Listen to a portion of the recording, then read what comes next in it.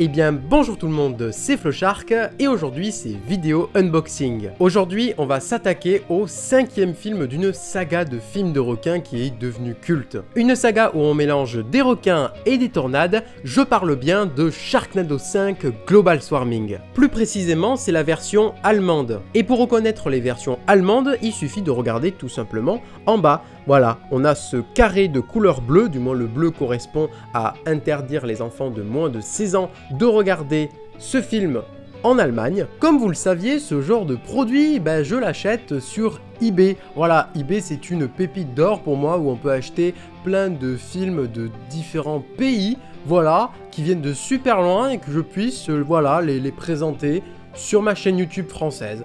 Voilà, donc c'est génial, eBay, allez sur eBay, payez sur eBay, c'est trop bien. Moi j'adore l'affiche principale de Sharknado 5 Global Swarming. Quand je dis l'affiche principale, c'est-à-dire juste l'image, pas le fait que ça soit une version allemande, c'est-à-dire juste les requins dans la tornade, ce qui certes fait très similaire à l'affiche du premier film Sharknado, mais le fait de rajouter la tête d'un pharaon, Big Ben de Londres, la muraille de Chine, voilà, je trouve ça super sympa. Personnellement, je sais pas, ça rend super bien. Non, vraiment, je la trouve très très belle. On va se rapprocher de la jaquette, donc nous pouvons retrouver le fameux titre Sharknado 5 Global Swarming. Nous avons les acteurs principaux Jan Zering et Tara Reid. Ok, en caméo, nous avons Dolph Lundgren qui a joué dans un film de requin Shark Lake ou encore prochainement Expendables 4. On a le skater professionnel Tony Hawk et une chanteuse qui est Olivia Newton-John. Voilà. Moi, ce qui me fume de rire à chaque fois, c'est le compositing des requins sur les affiches des films Sharknado. Sur toutes les affiches principales des films Sharknado, on peut déjà retrouver ces requins.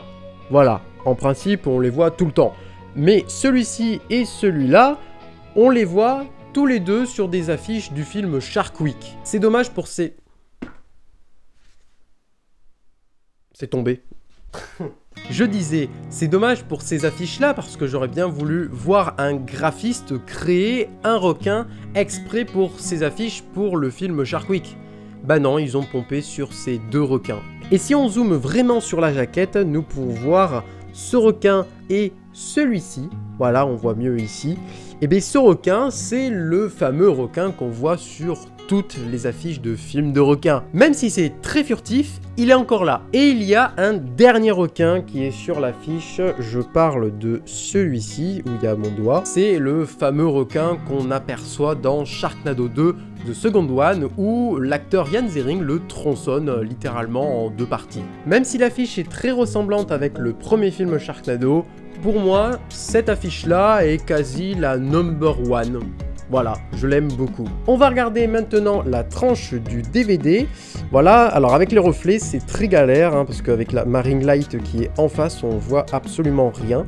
Alors du coup, en haut, nous avons l'affiche, du coup, clean de Sharknado 5 Global Swarming. Nous avons le fameux titre. Voilà. Et là, on a une image de Sharknado. Oui, Sharknado 1. Ouais, c'est zarbe, mais c'est comme ça. Ouais. Et puis la jaquette de derrière. Alors déjà le truc qui me saute aux yeux, c'est ça. Voilà, cette image-là où il y a plein d'ailerons dans l'océan avec une île. Et bien c'est tout simplement l'affiche anglaise de Planet of the Sharks. Ouais. J'imagine que nous avons le résumé ici. Donc on retrouve Sharknado 5 Global Swarming. On a des images du film. Voilà. Et en aspect technique, du coup, alors il dure 85 minutes. Nous avons pour les langues de l'anglais et de l'allemand, tous deux en Dolby Digital 5.1 et en format widescreen du 1.78.1, donc c'est du 16/9. Voilà, et en extra nous avons original trailer et trailer show. Ouvrons le boîtier pour voir le disque. Hop, rien d'exceptionnel, c'est l'affiche principale de la jaquette de devant, avec le titre en tout petit ici, la réglementation d'âge allemande, là on a une petite banderole rouge, avec la zone géographique, donc c'est la zone 2, DVD, Dolby Digital, ouais, Ok, allons voir à présent à quoi ressemble l'interface du menu du DVD version allemande de Sharknado 5 Global Swarming. On va regarder ça tout de suite. Nous voici sur le menu principal de Sharknado 5 Global Swarming version allemande. Alors déjà en fond on peut retrouver l'introduction du film sur la musique de The Ballad of Sharknado version Global Swarming évidemment. Donc pour commencer nous avons Film Starten pour lancer le film.